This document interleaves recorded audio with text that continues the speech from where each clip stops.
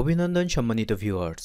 ঢাকার পূর্বাঞ্চলে একটি নতুন স্টেডিয়াম তৈরির উদ্যোগ নিয়েছে বাংলাদেশ ক্রিকেট বোর্ড বিসিবি, যার নাম হবে শেখ হাসিনা আন্তর্জাতিক ক্রিকেট স্টেডিয়াম। শনিবার বিসিবি সভাপতি নাজমুল হাসান পাপন জানিয়েছেন, ৩ বছরের মধ্যে এই স্টেডিয়ামের নির্মাণ কাজ শেষ করতে চান তারা। বাংলাদেশের ক্রীড়া সংশ্লিষ্ট সব স্থাপনার মালিক জাতীয় ক্রীড়া পরিষদ বা এনএসসি। নিয়ম অনুযায়ী পূর্বাঞ্চল স্টেডিয়ামের মালিকানাও এনএসসির অধিকারে থাকার কথা, তবে বিসিবি কোনোভাবেই এনএসসি ও ক্রীড়া মন্ত্রণালয়কে সম্পৃক্ত করতে চায়নি। তাই স্টেডিয়ামটি নির্মাণে জটিলতা দেখা দিয়েছিল।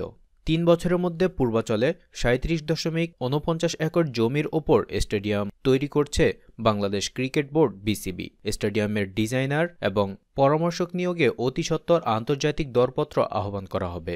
নির্বাচিত ডিজাইনার এবং পরামর্শক স্টেডিয়ামের জন্য প্রস্তুতকৃত কনসেপ্ট ডিজাইনের ভিত্তিতে কাজ শুরু করবেন। এই জন্য একটি কমিটি করে দেওয়া হবে, যে কমিটিতে থাকবে বিসিবি এবং বিসিবির বাইরের পরামর্শকরা। বাংলাদেশ ক্রিকেট বোর্ডের কার্যনির্বাহী এক সভা শেষে একথা জানান বিসিবি সভাপতি নাজমুল হাসান পাপন। পাপন বলেন, আমরা আগামী ৩ বছরের মধ্যেই এটা সম্পূর্ণ করার লক্ষ্য নিয়েছি, সেজন্য আমাদের খুব তাড়াতাড়ি করতে হচ্ছে। আমরা ৩৭.৪৯ একর জমি পেয়েছি, সেজন্য আমরা প্রধানমন্ত্রীকে ধন্যবাদ জানিয়েছি।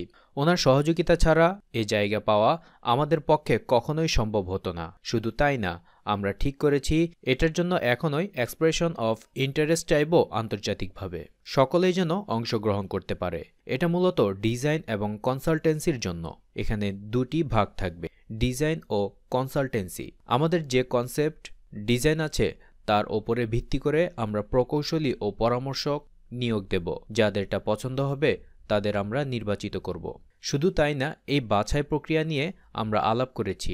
আমাদের বোর্ডের বাইরে থেকেও কিছু বিশেষজ্ঞ কমিটিতে অন্তর্ভুক্ত করব।